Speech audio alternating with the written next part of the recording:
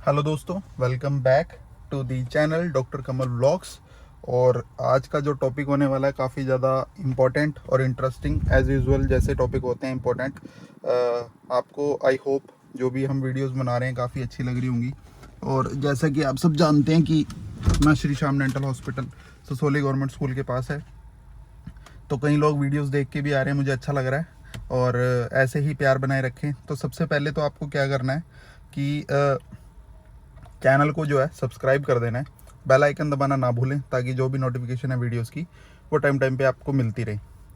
तो चलिए स्टार्ट करते हैं आज की वीडियो। देखो, आज की वीडियो होने वाली है काफ़ी ज़्यादा इंपॉर्टेंट। आज हम डिस्कस करेंगे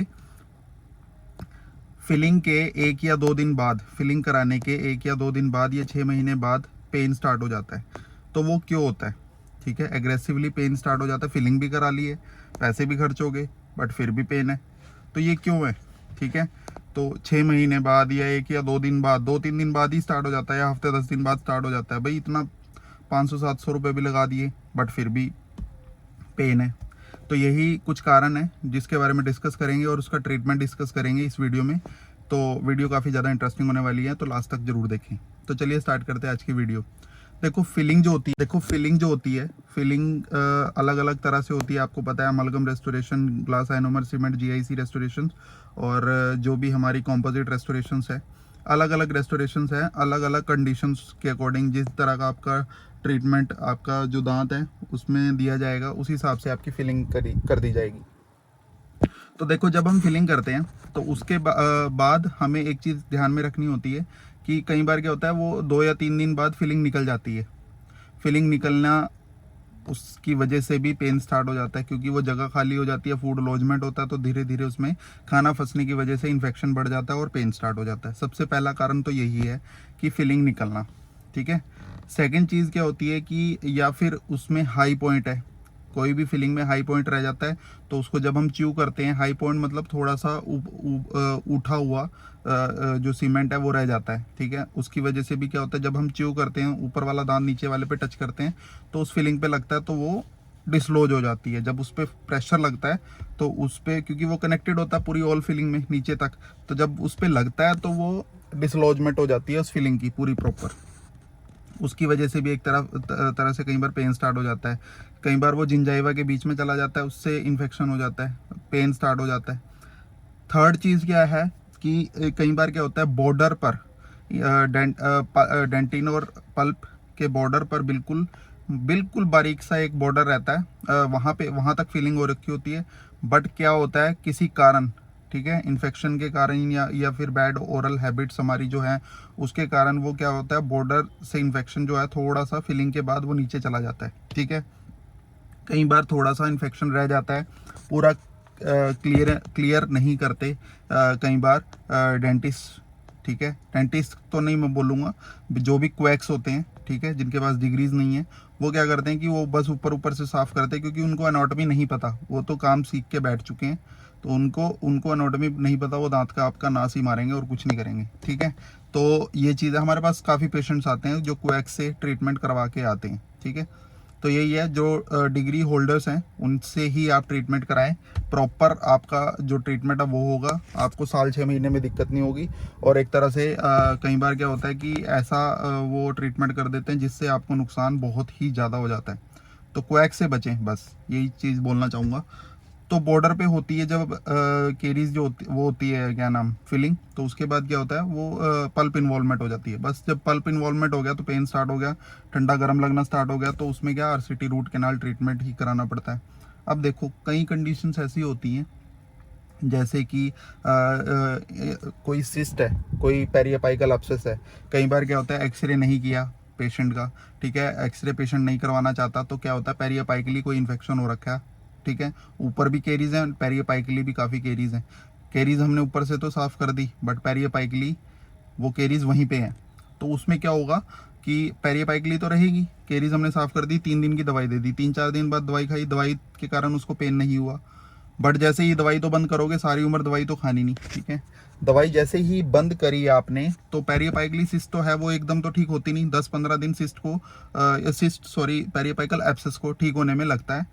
ठीक है। सिस्ट का तो इनिक्लेशन और मार्सिपलाइजेशन वो अलग ट्रीटमेंट है, बट एब्सेस की बात कर रहा हूँ मैं। पेरियोपाइकली जो रूट के नीचे होती है वो एक्सरे में ही हमें दिखती है, ऐसे हम आंखों से नहीं उसे देख सकते। अगर वो ड्रेन हो रही है तभी देख सकते हैं, नहीं तो पेरियोपाइकली वो अंदर ही रहती है, वो एक्सरे में ही हमें दिखती है। एक्सरे नहीं कराया, फिलिंग करा ली, तो 3-4 दिन बाद जब दवाई बंद करी, ठीक है, फिलिंग वहीं की वहीं, लेकिन पेन है। फिलिंग कराने के बाद भी पेन है, तो पेरियोपाइकली एब्सेस है, उसके लिए आपको एक्सरे कराना पड़ेगा। तभी तो मैं बोलता हूँ कि हर वीडियो में यही बोलता हूँ कि एक्सरे जरूर कराएं। एक्सरे से आपको क्लैरिटी मिल जाती है कि मेरे दांत में पूरे में कोई इन्फेक्शन तो नहीं है, कोई रेडियोपेसिटी तो नहीं है, एल्यूसेंसी तो नहीं है, कोई भी दिक्कत तो नहीं है। उससे आपको क्लियर हो जाता है। आप फोटो भी क्लिक कर सकते हो उसकी, और आप अपना फ्यूचर में भी कि ये ट्रीटमेंट हुआ था और ऐसे हुआ था, प्री का भी और पोस्ट का भी, pre X ray and post X ray. तो यही चीज़ थी।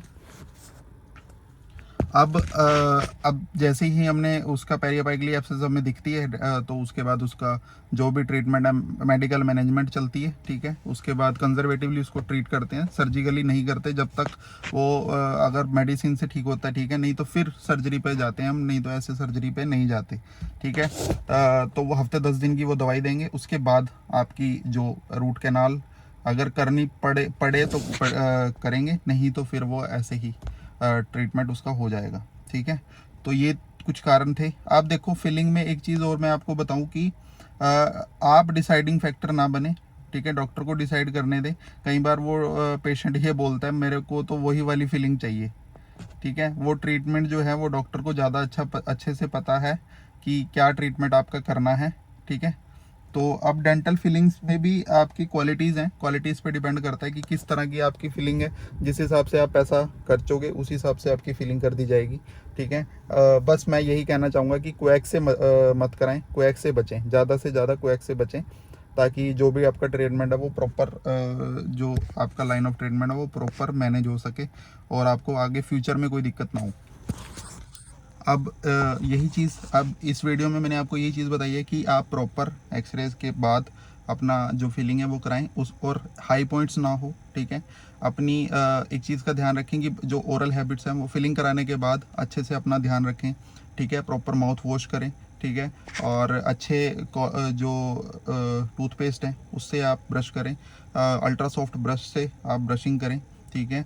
बैड हैबिट्स छोड़ दें, जो भी गुटखा पान तंबाकू लोग खाते हैं, ठीक है। अगर कोई अल्सर्स वगैरह हैं, कोई आपको किसी भी तरह से प्रॉब्लम है तो आप कमेंट बॉक्स में बता सकते हैं। जो लोकलाइट्स हैं यमुनानगर के, वो आ सकते हैं हमारे श्री श्याम डेंटल हॉस्पिटल में, near government school, Sasauli road. और आप पहुंच सकते हैं। सुबह 10 बजे से लेकर रात को 9 बजे तक ओपन रहता है। कोई लंच टाइम का कोई टाइम नहीं है, मतलब ओपन रहता है सुबह 10 से लेके शाम को 9 बजे तक, ठीक है। संडे क्लोज रहता है, बट कुछ अगर जैसे कई बार मुझे काम नहीं होता तो मैं संडे को ओपन कर लेता हूँ, बट मैक्सिमम टाइम जो है संडे क्लोज रखते हैं हम, ठीक है। तो वीडियो को ज़्यादा से ज़्यादा शेयर करें अपने दोस्तों के साथ, अपने फ्रेंड्स के साथ। जो डेंटल ट्रीटमेंट है, ठीक है, एक चीज़ मैं आपको बता दूं, डेंटल ट्रीटमेंट कॉस्टली नहीं होता। कॉस्टली उसे मार्केट का जो सिस्टम है वो बनाता है, ठीक है। और डेंटल हेल्थ काफ़ी ज़्यादा मुश्किल नहीं है ठीक रखना अपना। आपको बस कुछ चीज़ें जो मैं आपको बताता हूँ, घरेलू नुस्खे यूज़ करने हैं, ठीक है। मेडिसिन में तो लास्ट में जाते हैं। आपने मेरी वीडियोस देखी होंगी, ज़्यादातर मैं घरेलू नुस्खे बताता हूँ। तो कुछ बस नॉलेज है जिसकी, उससे आप ठीक हो सकते हो, अपना ट्रीटमेंट अपना घर पे ही कर सकते हो। जब ट्रीटमेंट नहीं होता तब आप डेंटिस्ट के पास आएँ, ठीक है। और ऐसे ही प्यार बनाए रखें, ज़्यादा से ज़्यादा वीडियो को शेयर करें, फटाफट से इसको 10,000 सब्सक्राइबर को हिट करें। और जल्दी ही चलेंगे कहीं ट्रिप पे घूमने, और मम्मी डैडी के साथ, और बढ़िया आपको दिखाएंगे वो जगह जहां हम नहीं गए कभी, ठीक है। जल्दी ही आपसे मिलेंगे पहाड़ों में। Thank you so much. जय हिंद।